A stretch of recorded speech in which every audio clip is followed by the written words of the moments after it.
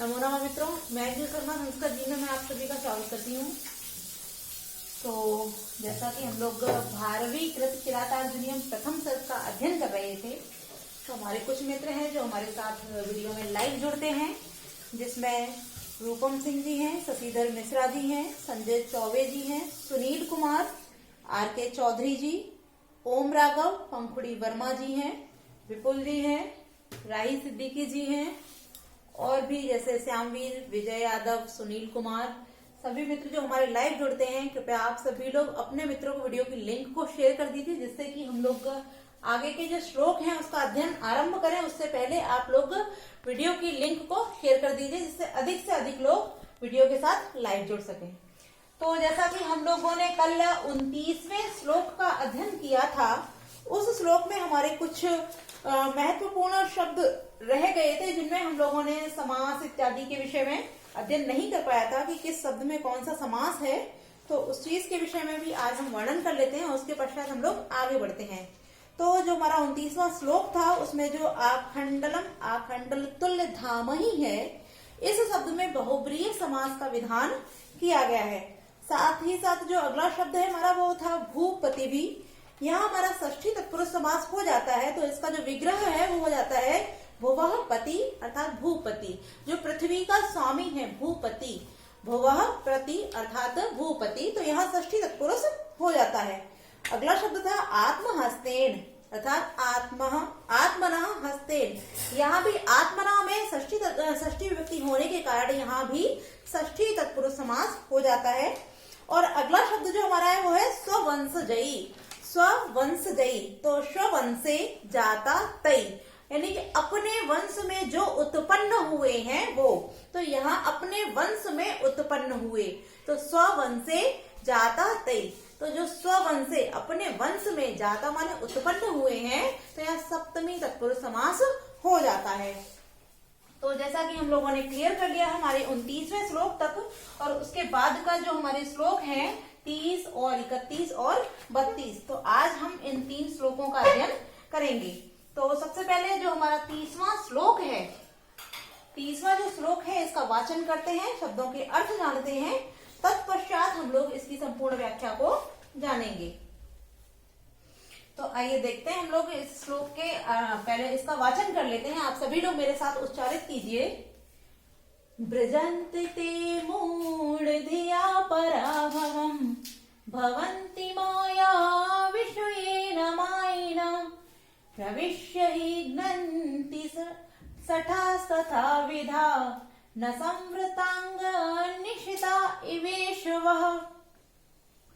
तो यहाँ हमारे जो वक्ता हैं वो द्रौपदी हैं, और वो द्रौपदी जो है वो जिस प्रकार मैंने आपको बताया, हमारा जो उदाजहार द्रुपदात्मजः जो सूक्ति अर्थात जो श्लोक था, शायद वो 28वां श्लोक था, उसमें 27वां श्लोक था, उसमें जो द्रौपदी थी वो युधिष्ठिर के क्रोध को बढ़ाने के लिए उनसे इस प्रकार की वाणी को कहना आरंभ करती हैं।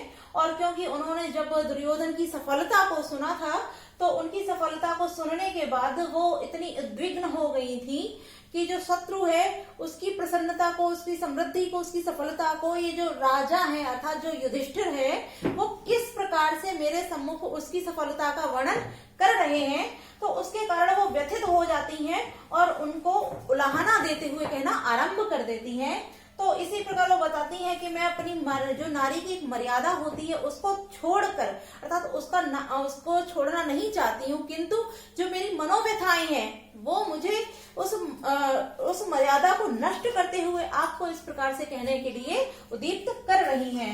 तो उसी प्रकार यहाँ भी वो क्या करती हैं, यहाँ भी वो बताती हैं कि यदि आप ऐसा नहीं करोगे तो आपके साथ ऐसा हो सकता है।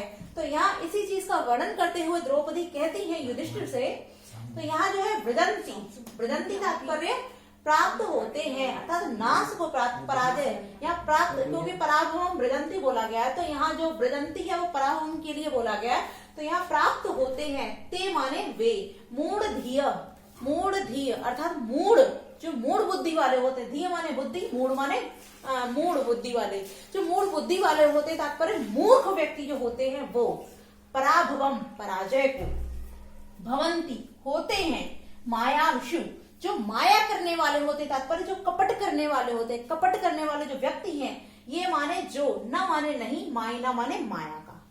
तो मायना यहाँ जो दिया वो माया के ही विषय में अर्थात कपट इत्यादि के विषय में ही बोला गया। तो यहाँ जो मायना मायाविषु के लिए बोला कि जो कपट करने वाले होते हैं उनके साथ मायना माया को करना चाहिए या नहीं करते हैं। प्रविश्य माने प्रवेश करके, ही माने क्योंकि, घ्रंति माने नाश कर देते हैं। सठा जो सठ व्यक्ति होते हैं, सठ जैसे मूढ़ अर्थात जो मूर्ख व्यक्ति होते हैं, उसी प्रकार सठ व्यक्ति जो होते हैं, सठ तात्पर्य जो किसी दूसरे की बात को नहीं सुनते हैं, ऐसे सठ व्यक्ति। तथा विधा इसी प्रकार से, न माने नहीं, संवृत अंगान निशिता इव ईशवः। अब यहाँ संवृत अंगान, संवृत माने ढके हुए, अर्थात जो संवृत चारों ओर से ढका होता है, आच्छादित होता है, किंतु आगे जो दिया ना अर्थात नहीं संवृत है, जिसके अंगान माने अंग, जिसके अंग ढके हुए नहीं है। निशिता माने होता है तीक्ष्ण, एवं माने समान, और ईश्वा माने होते हैं बाण, ईश्वा माने बाण। तो हमने प्रत्येक शब्द का अर्थ जान लिया, अब इसकी व्याख्या देखते हैं। तो यहाँ जो द्रौपदी है वो युधिष्ठिर से कहती है, कहना आरंभ करती है कि ये माने जो मायाविषु जो कपट करने वाले लोग होते हैं उनके साथ न मायना नहीं करते हैं, क्या माया को, न माने नहीं, भवंती माने होते हैं। जो कपट करने वालों के साथ अर्थात जिसने कपट किया, जो छल करते हैं, जो कपटी व्यक्ति होते हैं, जो दुष्ट कार्य करते हैं, जो मायावी होते हैं, माया रचते हैं, ऐसे लोगों के साथ जो मायना न भवंती, मायना न भवंती मायावी नहीं होते हैं। अर्थात जो आपके साथ कपट कर रहा है, यदि आप उसके साथ कपट नहीं करते हैं तो ते मूढ़धिया पराभवम ब्रजंती। ते माने वे, कौन, जो मायावियों के साथ माया नहीं करते, छल करने वालों के साथ जो छल नहीं करते हैं, कपट करने वालों के साथ जो कपट नहीं करते हैं, वे मूढ़धिय वे मूर्ख व्यक्ति पराभवम ब्रजंती पराजय को प्राप्त होते हैं। ब्रजंत माने प्राप्त होते हैं। उनका क्या होता है, जो मायावियों के साथ माया नहीं करते हैं, कपट वालों के साथ कपट नहीं करते हैं, वे मूर्ख लोग पराजय को प्राप्त होते हैं। तो यहाँ भी क्योंकि इस प्रकार से वो वाणी इसलिए प्रयुक्त करती हैं ताकि जो युधिष्ठिर हैं उनके क्रोध में उद्दीप्त अर्थात क्रोध उनका बढ़े और वो कुछ करने के लिए प्रेरित हों। तो ये बोलते हुए बोलती हैं कि जो मायावियों के साथ, जो कपट करने वालों के साथ कपट नहीं करते हैं, वे मूर्ख लोग पराजय को प्राप्त होते हैं। आगे क्या बोलती है, सठा वही मूर्ख तथा विधाय उसी प्रकार से ग्रंथि नष्ट हो जाते हैं या नष्ट कर देते हैं। प्रविश्य माने प्रवेश करके, अंगान अर्थात जो उनके अंग होते हैं। तो यहाँ एक उपमा देती हुई कहती है कि उसी प्रकार जो सच्चे हृदय वाले लोग होते हैं, अर्थात जो सज्जन लोग होते हैं, उनके हृदय में अर्थात जो सठ लोग होते हैं, चाहे उन्हें मूर्ख कहिए, सज्जन कहिए, कुछ भी कहिए, कि उन मूर्खों के हृदय में प्रवेश करके जो दुष्ट लोग होते हैं वो उनके हृदय की सारी बातों को जान लेते हैं और तत्पश्चात ग्रंथि उनका नाश कर देते हैं।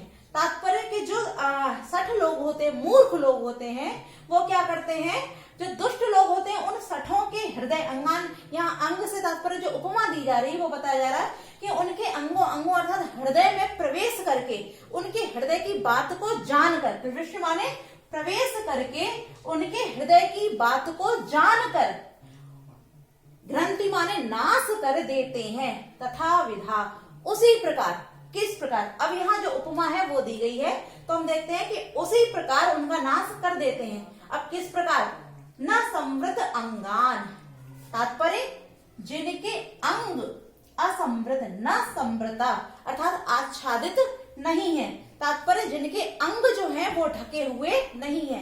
जैसे आप सभी ने जो युद्ध का वर्णन सुना होगा, तो हम देखते हैं कि युद्ध में जाते समय लोग कवच इत्यादि को धारण करते हैं, और जिन लोगों ने कवच धारण नहीं किया होता है उनके शरीर में, अंगों में, अंगान माने शरीर में जो निशिता इशुवा है अर्थात जो तीक्ष्ण बाण होते हैं वो सरलता से वहां प्रविष्ट माने प्रवेश करके, ग्रंथि माने उसको नष्ट कर देते हैं।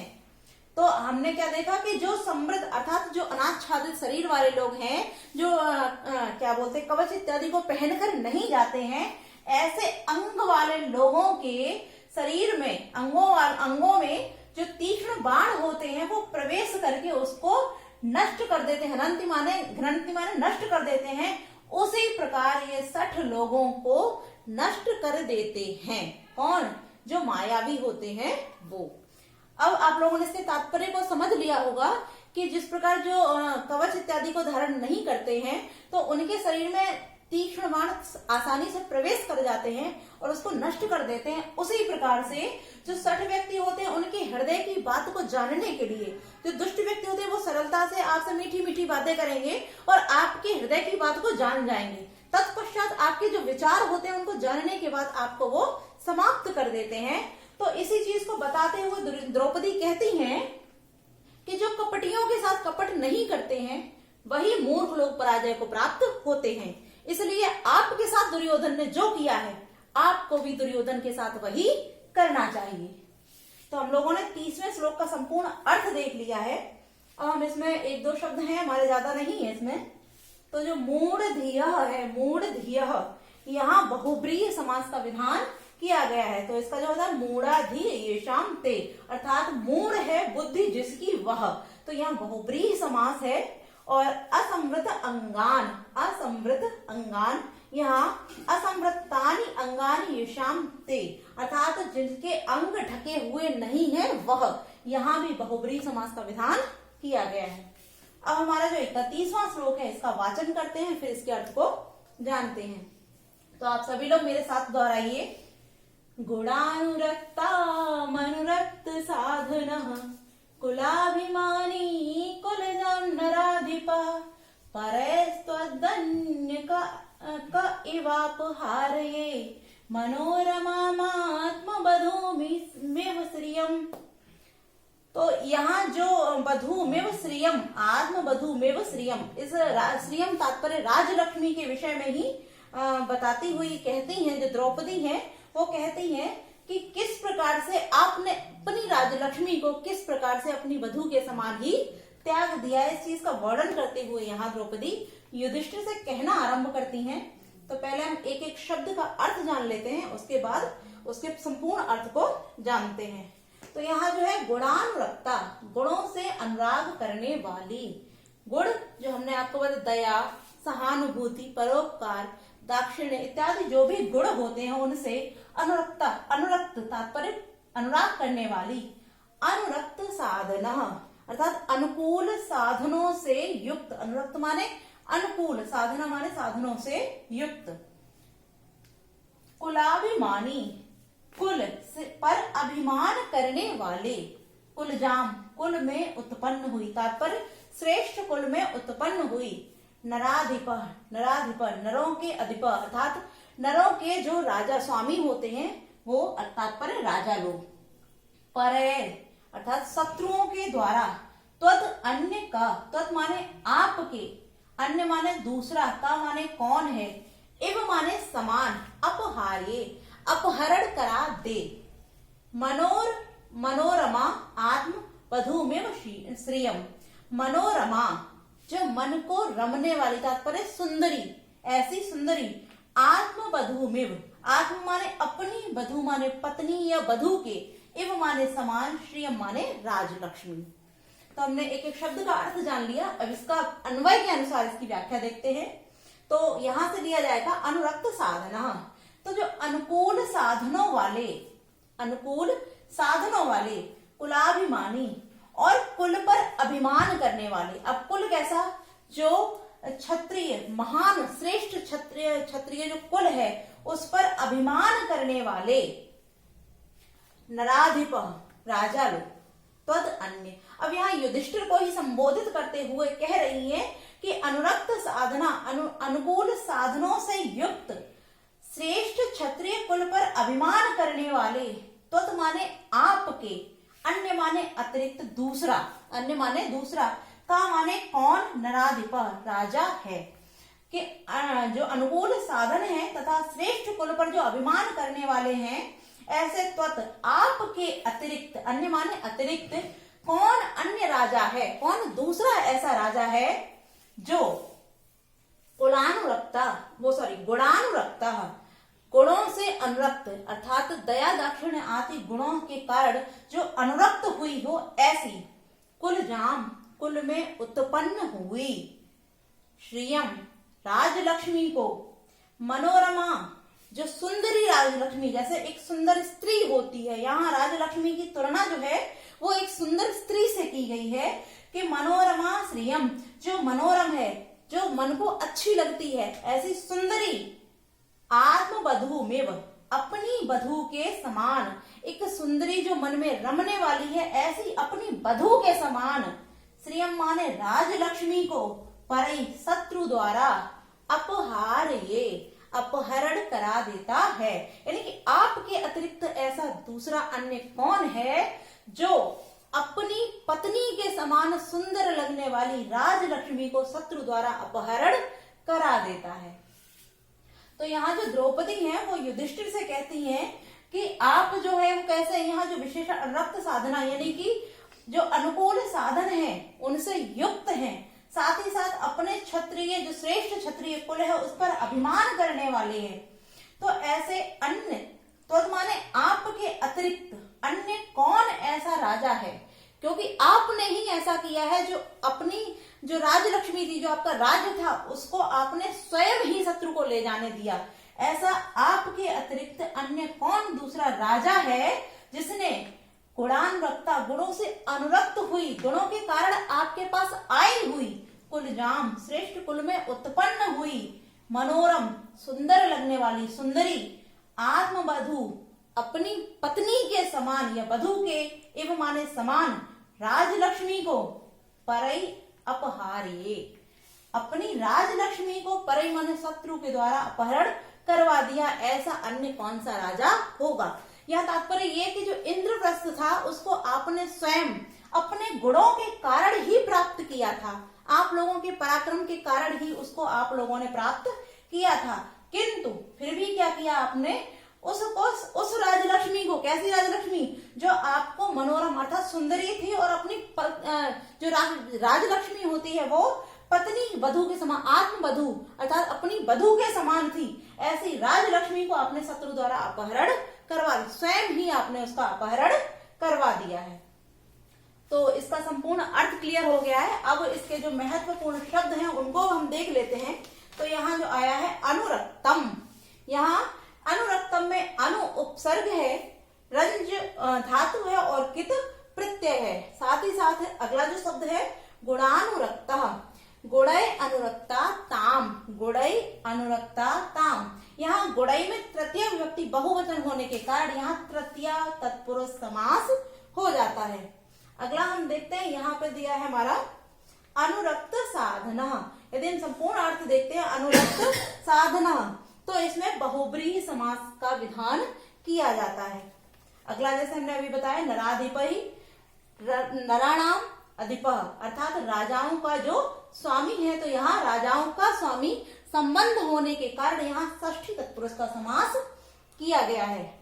अगला है आत्मवधूम, आत्मवधूम आत्मनः वधू ताम, अपनी वधू के, अपनी वधू है अर्थात अपनी जो मेरी, आत्मना मतलब अपनी है जो वधू अर्थात पत्नी, तो यहाँ अपनी वधू यहाँ भी संबंध बताने के कारण इसमें भी षष्ठी व्यक्ति हो जाती है।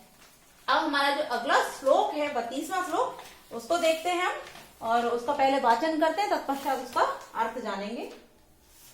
तो आइए आप सभी लोग मेरे साथ बोलिए। भवन्तमेतैहि मनस्वी गर्हिते विवर्तमानं नरदेव वर्त्मनि, कथं न मन्योर्ज्वलयुत्यदीरितः समीतरुं शुष्कमिवाग्नि उच्छिखः।